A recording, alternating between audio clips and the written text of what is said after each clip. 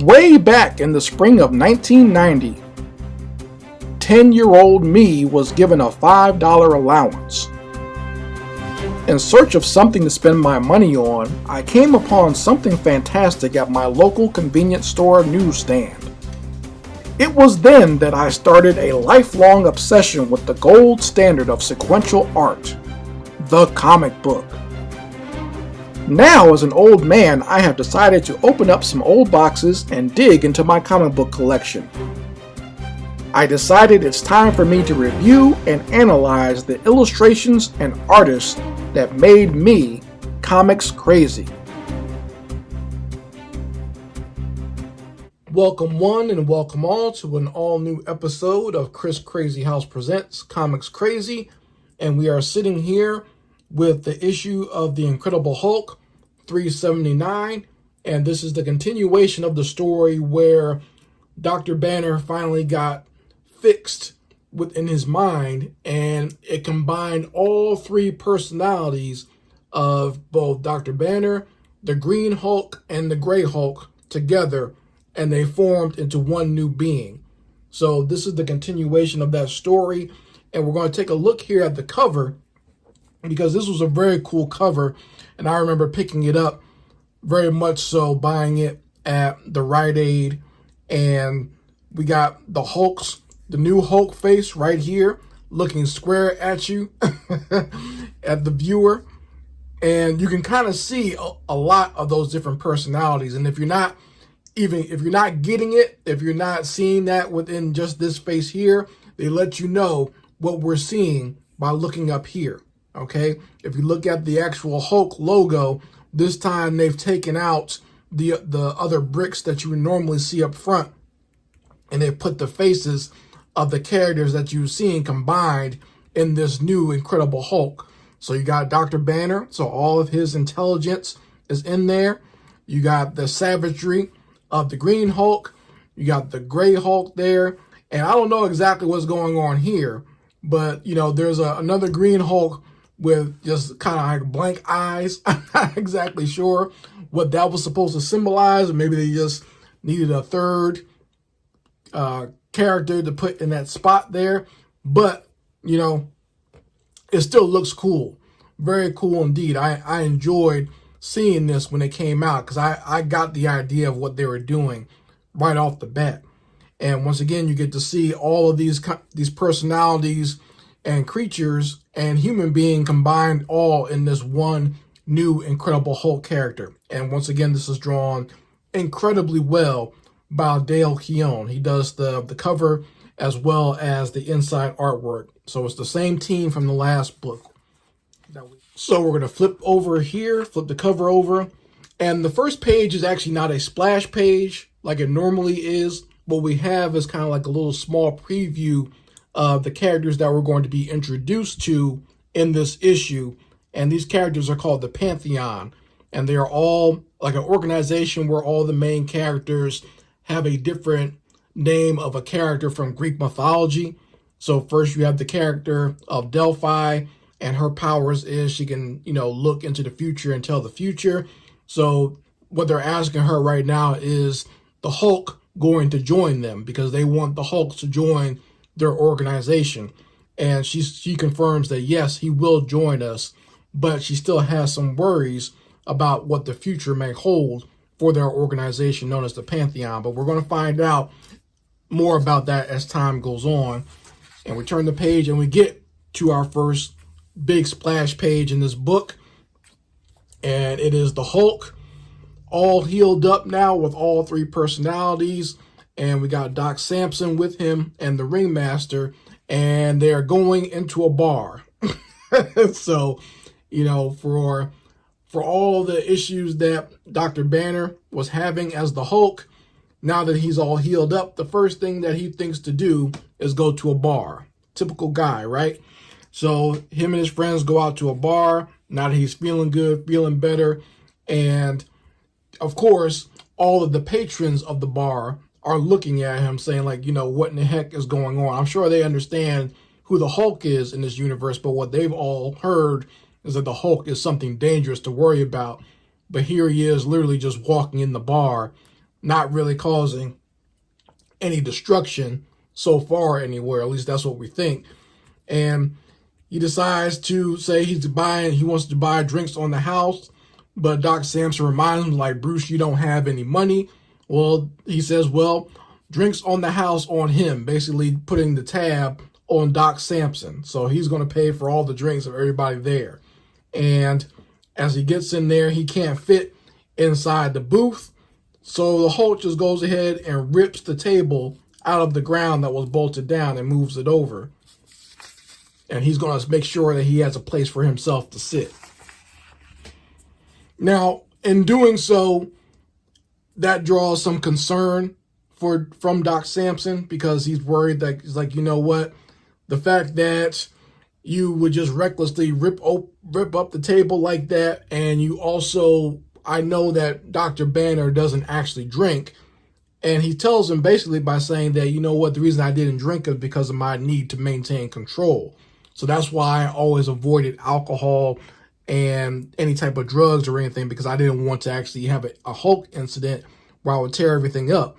But now that all of my personalities have been combined and you guys have actually fixed me, I don't have to worry about that. He said, in fact, you know, you guys can start writing books about this. You know, you can become famous by writing how you healed and fixed the Hulk. And as they're doing so, a gang of ne'er-do-wells decide to walk into the bar as well. And they look like a tough biker gang, and they're upset that the Hulk, Doc Samson, and the ringmaster are sitting at their favorite booth.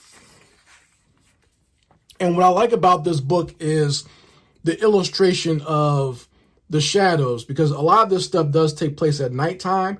And I think Dale Keown does a great job, and Bob McLeod, who's doing the inking, they do a great job of showcasing the different shadows and putting characters in shadows within this book. I think it's really illustrated very well, you know, to the point where it adds atmosphere, but you can still tell what's going on. It's not like they're, you know, taking shortcuts by putting things in shadows. It's actually competently done.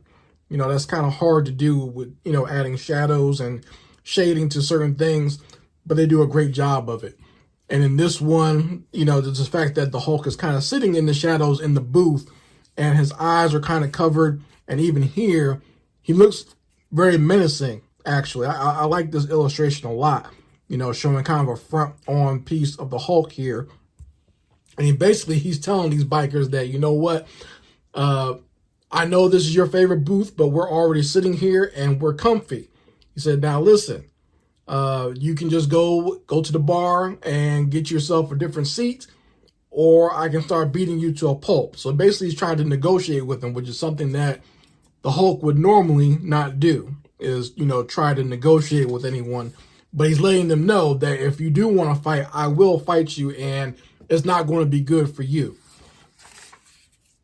So the guys were saying, like, you and what army are going to, you know, stop us?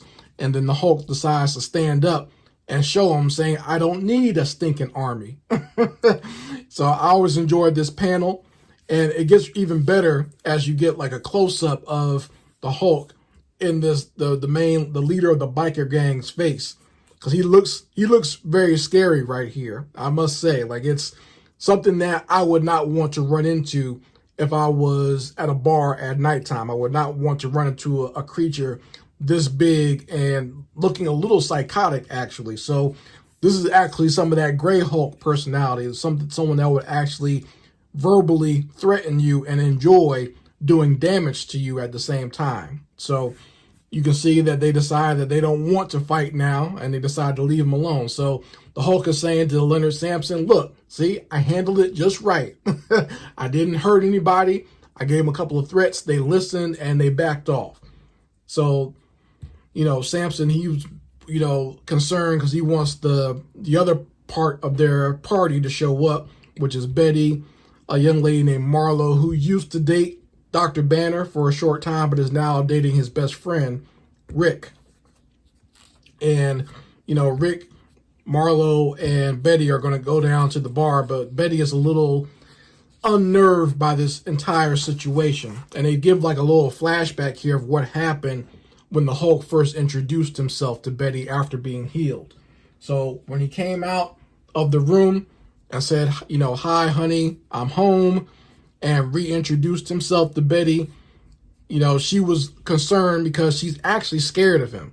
And that's something that they actually delve a little bit more into as this storyline, this story arc goes on, is that she wanted the old Bruce back. She was thinking that once he got healed, he will be back to just regular old Dr. Banner. But what she's seeing in front of her is something that actually horrifies her. Okay, the fact that he is now always going to be this creature. He doesn't switch back and forth like he used to. He stays in this Hulk form. And she's trying to, you know, soften the blow by saying that, you know, this is going to take some getting used to, basically, but she's actually terrified of what she's looking at. And as they're up there discussing this, Rick notices that there are some, there's a creature or something in the shadows watching the Hulk and the others at the bar. And he's very concerned about this, so he wants to go down there and warn his friend. And that's when the characters of the Pantheon actually introduced themselves to Dr. Banner. They found him, and they decided to come up to him and talk to him and ask him, basically just give him their spiel about what they are, what they do, and wanting him to join them. So they come up to his table and introduce themselves. I think this guy with the red beard who looks kind of like Errol Flynn is named Ulysses. They got another guy here named Hector. So once again, they're all named after characters from the Iliad. And basically they're saying like how they help to prevent a lot of disasters and wars and everything else that go on in the world. So they're superheroes per se, but they're more proactive than a team like the Avengers or the X-Men. They don't wait around for something to happen. They try to prevent things from happening ahead of time. And they want Dr. Banner to be a part of that. So that's what the offer is put to them. So once again, we're taking a look at the illustrations. Look at how the shading and the shadows are done here. Very well done by Dale Keown and Bob McLeod. To the fact that you can have the Hulk here in shadow, to where he, at this point, he looks nice, but here he looks a little bit more dangerous. And basically, you know, they say they want to make the world a better place and make the world perfect, but the Hulk is basically saying that the world will never be perfect as long as there's people living in it. So he's very cynical about how the world truly is.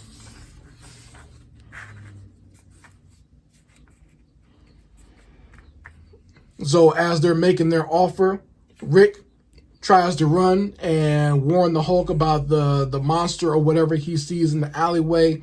And that's when the Pantheon's actual ship actually has a defense mechanism that trips him and stops him from going there. And this is where things get a little messy. Okay, so the Hulk is going running out there to go help his friend, and the Errol Flynn looking guy named Ulysses tells the Hulk that he doesn't want you to go outside, and he says, "I warn you, don't go out there." And very threateningly, the Hulk turns around looking very menacingly, saying, "Look, you're warning me? Like basically, like, who in the hell are you to tell me?" And he pushes him out of the way and says he's going to go out there. And as he does this, the female of the group, Atalanta, she tries to hold on to the Hulk, holding on to his arm, and he throws her off and causes her to bounce off the ground. And apparently the big guy in the corner, Ajax, Atalanta is his lady, so he's pissed off now. And this is where we get the fight or the action scene in this book. And this is how it starts out, with this monster thumping out of the shadows, and he's going to attack the Hulk. And the Hulk turns around and is actually being consumed by the shadow. So for the Hulk being such a large character himself, for an enemy or an antagonist to actually dwarf him and put a shadow over him, you know it's someone dangerous that he's about to fight. And I like how they show this, because even he's like, "Oh my Lord, something's, you know, running down on me." And he said he can feel the street. It's like an earthquake. They even add the little lines around him to show that that he's not shaking in fear, but the world, the ground is actually shaking as this character is walking towards him. So I like how they do that there. So here we have the second big splash page in this book, and I love this page. This is actually a really good page here of, we all know the Hulk is a big and large creature, but now he's facing an adversary who's just as big and as strong as he is, and is bearing down on him at this point, is charging at him. Almost kind of similar to what you would see with like a character like the Juggernaut or something like that. But he's in this large, he's a large character, and he's also in a very large, like mechanical cyborg type suit, and he's charging at the Hulk. But once again, an amazing splash page. And I forgot to mention that this book is actually a little bit longer than your average comic book. Your average comic book is maybe like 22, 23 pages. This is a little bit longer. It has a little bit more story to it, I think, because they wanted to add an action sequence and not just have a bunch of dialogue where the characters are just sitting around talking. So they added a lot more with this action sequence here, which I appreciate. If you're going to have extra pages, at least they're giving you something fun to look at. So this character, whose name is Ajax, who's pissed off that his little girl got hurt, he wants to beat up the Hulk, or kill the Hulk, actually. And the Hulk realizes, like, you know what? I could easily just leap out of the way. We all know the Hulk is known for his signature leaps. He's able to leap very far. But he's worried that this guy will just crash right into the bar and kill a bunch of innocent people. So instead of just leaping out of the way, he decides to take the charge head on. And he crashes right into Ajax. And they get into a scuffle. Once again, very well drawn by Dale Keown and Bob McLeod doing the inks. I just love how the formation of the musculature of the Hulk, Dale Keown does that so well. So the other characters in the Pantheon decided they're going to get into this too. Ulysses lights his little lightning sword, or whatever this is called, and jumps into the fray. He has like a lightning shield as well. And so as Ajax is fighting the Hulk, these other characters are going to jump into the fight as well. Now, at this point, Ajax is actually overpowering the Hulk, punching him and knocking him down. But this Hulk is not just a savage. He can strategize, and that's exactly what he decides to do. And he uses his feet to kick Ajax straight up into the air, and he's waiting for him to come back down so he can hit him with a big right hook. And right when he's about to do that, he gets shot by these like energy arrows. And if you remember the girl that was knocked over before, Atalanta, she's the one that has these energy arrows, and she shot the Hulk dead in his chest with them. And they actually do cause him some pain. And she's shooting him again. And the Hulk is saying that these people are actually starting to piss me off at this point. The fact that, he basically wanted nothing to do with them, but now they're actually attacking him and causing him even more trouble. And he uses that anger to go ahead and pick Ajax up off the ground. Like, you see him looking around for the Hulk, and the Hulk is actually beneath him. And we see how strong the Hulk is, the fact that he can lift this character straight up into the air. And he winds up picking him up and throwing him at the rest of the Pantheon, who were standing out in front of the bar, and they crash right through the front. Now, what's funny is the Hulk realizes that he was trying to keep the bar from getting destroyed, and then he wound up just destroying the bar anyway. But then he just, this is more that gray Hulk personality, or what has become part of Dr. Banner's new personality, in that, he's not as caring as he probably should be, and saying, well, these people shouldn't be out here boozing anyway. So good for them that they got hurt at the bar, which I thought was very interesting, that his personality is now more like that. He's not as heroic or as caring as he probably should be. It's actually more of a normal reaction that you would see from a person, by the way, not just a superhero character. And poor Dr. Leonard Sampson, he was just hanging out with the Hulk, but he's getting his ass whooped at the same time. And even so, Betty is having her issues as well, because she's not as concerned for Bruce as she should be. She's actually so upset about this situation. She's like, I'm actually tired of all this, monsters fighting and all this other stuff. She's kind of sick of it, and she really doesn't care at this point if the Hulk gets hurt or not.